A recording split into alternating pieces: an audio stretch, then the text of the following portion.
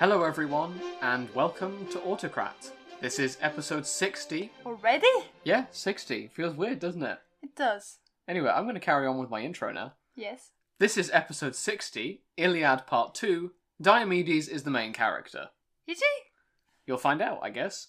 We left off at the end of book 4 of the Iliad, if you remember, with the Greeks and Trojans actively fighting and having introduced Diomedes, a warrior on the Greek side. If you remember, I told you to put a pin in that name. Well, take the pin off because we're back in business. We are. He leapt off his chariot and went into the fray. However, what you probably didn't bank on last time was that Athena gave him courage to be above all other Greek soldiers. That feels a bit unfair. Diomedes' first target was Darius and his sons Hyades and Phrygius. All three of these men are great warriors and they fell upon the buffed-up Diomedes. Sure. Phrygius missed him with a spear thrown, and in response Diomedes threw his spear so powerfully that it knocked him clean off his chariot and killed him. Wow. Hyades promptly ran away, hidden in darkness by Hephaestus, who Darius was a priest for. I mean, hey, it's useful to have a god on your side. We saw that last time with... I've forgotten his name. No, Briseis, the priest of Apollo. At the sight of this carnage, the Trojans began to fear. Sure. Athena approached her brother heiress, and if they could now stop meddling and let the two sides duck it out. That seems hypocritical for someone who just gave Diomedes a buff. Apparently, he'd been in the battle, but now Athena reminded her brother not to make Zeus angry and see who Zeus would have win. Sure. They retreated to the Scamander, and with that the Greeks surged forwards against the Trojan. I mean, I can only assume Ares was on the Trojan side, given that now that he's gone, the Greeks are winning.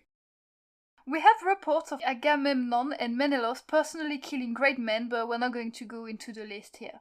Now, cut back to Diomedes. Woo, Diomedes! He's wreaking havoc like a tornado, rooting out entire phalanxes of men. Yep. However, the sons of Lycaon eventually push him back. And we have a note in the script here to say check who this is, but we forgot to do that when we wrote this up, so I guess we'll come back to it. Diomedes was struck in the shoulder, retreating and asking a warrior called Sthenelus to help him. Sthenelus tended to his wound, and Diomedes prayed to Athena that he might be able to kill the one who hurt him. Athena heard his prayer and boosted him further. Oh no, he was already a tornado before. What's he going to be like now? A hurricane? Yeah. She also allowed him to see which individual were gods and which were mortals on the battlefield. That's a good advantage. That's useful. Are we playing Pokemon now? Has he been given an advantage?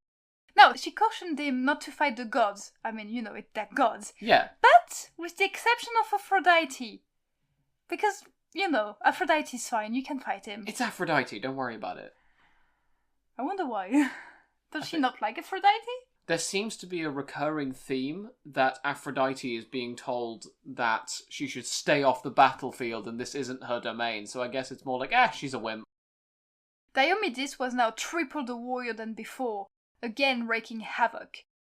Now we get an extensive list of people he kills, eventually arriving at Echemmon and Chromius. Those are very notable because they're sons of Priam and so they are royals. Okay, so I guess nothing bad happens to them ever?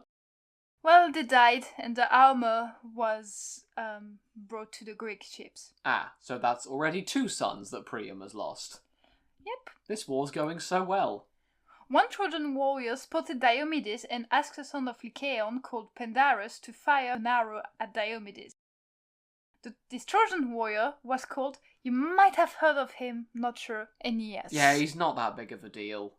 Yeah, not really. Yeah, I mean, he's quite an obscure figure anyway. Pandarus, not Pandora, No. answered that Diomedes might be a god, presumably one in disguise, but he definitely had the divine on his side somehow. Sure. I mean, he does. He's got an Athena. We've seen this. Yeah. He also regrets that he didn't listen to his father's advice and take a chariot to battle, because now he doesn't have one to bring the fight to Diomedes with. Oh, his dad would absolutely tell him, I told you so, at the end of the battle. Apparently, he was worried about the horses, given that they were used to grazing quietly and they might not get enough food on this environment. I did only leave that in the script because it's adorable. He didn't take adorable. a chariot because he was worried about his poor horses. Aww. Aeneas agreed they needed chariots and offered Pandarus that he could join him in his in his one. I mean, that's nice. Yeah. Aeneas took the reins and Pandarus got ready to hit Diomedes with his spear. Okay, less nice. I forgot that this wasn't a wholesome field trip and is instead just a battle. Yes, don't lose focus. Sure, yes. Sthenelus saw them approach and warned Diomedes. He wanted to withdraw, but Diomedes rebuked in anger. They weren't cowards. Well, it's easy for you to talk. You've got the goddess on your side. This is just a random guy. Besides, the horses driving Aeneas' chariots were prize horses, of the line of horses given to Tros by Zeus in return for having abducted Ganymede that one time. Oh yeah, I'd forgotten about that. At this point, the chariot was upon them and Pandarus threw his spear. Oh, and like in the movies, the spear went slow-mo as it curved through the air and you just hear distorted noises of battle. It struck him in his armour. Oh no. Now, Diomedes responded by throwing his spear right into Pandarus' nose. That's so random. Carrying on into his mouth. Okay. And killing him. Oh, that went through his brain. If I imagine the scene, so it gets on the nose, so then does it just slightly bend downward to go to the mouth? Yeah, you're right. It bends downwards through his mouth, presumably, and out through his throat, I can only imagine. I was wrong about the brain comment, but it's still violent. Well, Pandarus dies. Yeah. Anyway, Aeneas dismounted, not wanting Pandarus' body to fall into Greek hands. However, Diomedes picked up a boulder and hit him with it in the side. With a boulder? A boulder, I think that's a big rock. Calm down, Diomedes. Aeneas fell to the floor and would have died if his mum hadn't intervened. Oh yeah, his mum, lesser-known goddess called Aphrodite, she sort of... I mean, we established that she basically cold-called Anchises. I keep forgetting Aphrodite is a woman. Well, she is, and she's also Aeneas' mum. And not his dad, as you would have believed. She shrouded her son with a robe to protect him and escort him off the battlefield. Aeneas' horse, though, they were seized. I mean, yeah, I'm pretty sure Anchises got them by illegally breeding them with horses from that royal Trojan line of horses, so they're pretty valuable. They're nice horses. However, yes, Diomedes didn't let it go. He chased after Aphrodite and threw a spear at her, which hit her hand. Ow. What was the random body part? She shrieked in pain as the ichor in her blood vessel spilled onto the battlefield. For those who don't know, including I believe my co-host until we read this line, ichor is basically the god's equivalent of blood. And in response to what you were saying about random body parts, it's quite hard, probably, when you're chasing after a running away goddess to think, I'm going to hit her exactly in the fourth vertebra. Aphrodite dropped Aeneas. I can just imagine her just falling and just dropping her son, and he rolls far away from her. But is promptly scooped up by Apollo and rushed off the battlefield, escorted by Iris after being echoed by Diomedes. Oh, was it a load of your mum jokes? It probably was. She ran to Ares and asked for his horses to flee to Olympus. Harris gave her the chariot he was riding and she rode off. Sure. I mean, apparently we get a little bit of a strange genealogy again, because apparently the goddess Dione is the mother of Aphrodite in this version, who asked her what was wrong, and when she was told, essentially told Aphrodite to deal with it, saying they had to take a lot from humans and from other immortals. Motherly comfort. But she did heal her. Yeah, but still, that's going to be a knock to your self-confidence if you just tell your mum what's wrong and she goes, deal with it. We then get an odd interaction where Hera and Athena started taunting, saying that Aphrodite was clearly injured because of a brooch. Yeah. The point of this becomes clear when Zeus says she doesn't belong on the battlefield. But he says Athena does belong there. Yeah. Now, back to the battlefield. Yes, back to the battlefield, except for Aphrodite, because she doesn't belong there. Scene. Yes. Diomedes chased after Aeneas, still being carried by Apollo. Yes. But he was so distracted with the idea of killing him that he wasn't even afraid of Apollo. He should be. Yeah? 3 times, he tried to kill Aeneas, and 3 times Apollo swatted him away. The 4th time, Apollo warned him not to imagine himself equal to immortals. You can imagine being him so taunting. I more imagine Apollo just looking round and going, do you seriously want to try this? Do you really? Now, Diomedes, that little coward, took his advice and backed off. What do you mean, little coward? While Apollo took Aeneas to Pergamon and put him in his temple. If anyone's the coward, Aeneas is. He's being carried off the battlefield by gods. I'm sticking up for Diomedes here. He knows when to quit.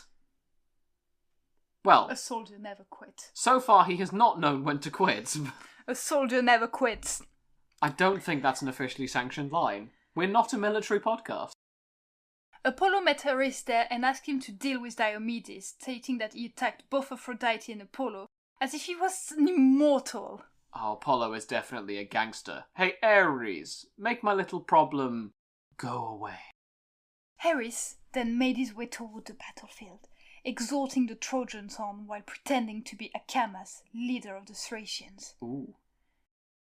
We cut to Hector at this point, who's riding out after being rebuked by a man called Sarpedon, and for his part also spurring the Trojans on, just like Ares. By the way, Sarpedon is a maternal grandson of Bellerophon. The unicorn? No, not the unicorn, the idiot who fell off a flying horse. Oh, yes. The unicorn? Never mind. Okay, Bellerophon's a unicorn now. Anyway, Ares shrouded the Trojans to help them and went amongst them. Apollo also sent a healed Aeneas back into the fight. Presumably Aeneas saying, "But I don't want to, it's cosy here. Don't make me go back." The Trojans were thrilled he was back, but the chaos created by Ares and Eris meant they couldn't even ask him where he'd gone. You'd think that was a really short question to ask, but whatever. The Greek notables also tried to exhort their men on. During the fighting, Aeneas killed 2 Greek champions who were great-grandsons of the river Alpheus. Menelaus was, at this point, gripped by desire to set upon the Trojans by the god Ares, who wanted him to be killed by Aeneas, basically setting him up for a fall. However, Nestor's son, Antilochus, threw himself forwards and helped Menelaus during his fight with Aeneas, eventually doing a lot more damage to other warriors after getting the bodies of the river's great-grandsons back. There's a lot of getting things back from the other side. It's basically Capture the Flag 1194 BC edition, or whenever this is. Hector, Ares, and Enyo surged forward once again. Now, cut back to Diomedes. Diomedes was infuriated by their advance, and told his men to withdraw, as he could see the gods and knew they didn't stand a chance. But we're leaving Diomedes there for a bit, because we now swing over to... Tlepolemus? The son of Heracles. You're welcome, now, what by did the way. he do? Well, he fought against Sarpedon, the son of Zeus. I assume this is meant to be the brother of Minos, who we covered way back. Now, they trash-talk each other for a bit, before getting into a fight. Sarpedon wounded Tlepolemus with a spear thrust through the neck, so forceful that he died, while the spear that hit him tore through his thigh. Odysseus was aggrieved after the death of Tlepolemus, and went on a trail of destruction, only pushed back by Hector. Sarpedon was taken out of the battle and died under an oak, but the northern wind revived him, so everything's fine. Yes, resurrection is now apparently a thing. We're leaving that big problem to one side for now. The Greeks retreated, as they knew that Ares was on the Trojan side. This displeased the goddess Hera, who saw the retreat and asked Athena to come fight with her to fulfill their promise of supporting Menelaus. They rode off, with Athena taking her father's armour. She's such a daddy's girl. She really is. Hera reproached Zeus for Ares ripping through the Greek lines. She asked if Zeus would mind if Hera, beat Ares senseless and chased him off. Zeus agreed, telling her to let Athena beat him up. A dada's girl. Yeah. My daughter needs training. Athena appeared next to Diomedes and helped him with his wounds and gave him a pep talk.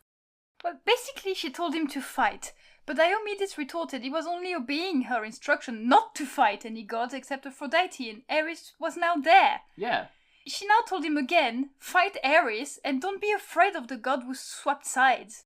Diomedes say, but you just... Earlier you said... But... Okay, whatever. Diomedes... Women, am I right? Can't make the mind up. Diomedes moved forwards with Athena catching the spear Ares threw at him. Eventually, Diomedes stabbed Ares with his spear. Ares screamed with the volume of 10,000 people and he flew off into the sky. That must have been terrifying. When Ares arrived in front of Zeus, he showed Zeus that he was wounded, and Zeus told him, "Don't be a crybaby, Mr. Two Sides." A single tear rolls down Ares' cheek as he looks at his dad. We're going to continue with that image, with Zeus saying that Ares was as stubborn as Hera, and that if Ares had been anyone else's son, he would have been thrown down as far as the Titans or worse by now. Cut to another tear coming out of the other one of Ares' eyes.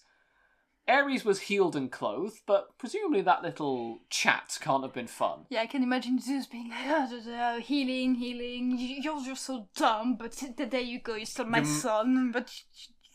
Brilliantly, the end of the book says that all of his pride and self-esteem was still intact, and I sincerely doubt that. I think the book just left that in to compensate for the fact that he's now a shattered wreck. In any case, that's the end of book 5. Yes, and it's also the end of today's episode, because, well, book 5 was long, and it's already proving difficult to stick 4 whole books of the Iliad into each episode. And since we want to make sure we cover them properly and well enough, well, it's going to be separated a bit more. Yeah, so expect book 6 and possibly onwards in part 3 of the Iliad next week. So until next time, thank you all for listening, and have a great week, everyone. Have a great week, everyone. Sorry, there's gas. We do have an Autocrat present. He's currently staring at us like we're horrifying and interdimensional beings. He was just being petted by our jingler. Yeah. What do you think, Gus? Will the Iliad Part 3 be exciting? Find out next week. What do you think, jingler? Yeah, I think it's very exciting. Good. Achilles is in it and stuff. You don't know what we're covering next, do you? The Iliad Book 6. Good. Well, on that note, have a great week, everyone. Bye!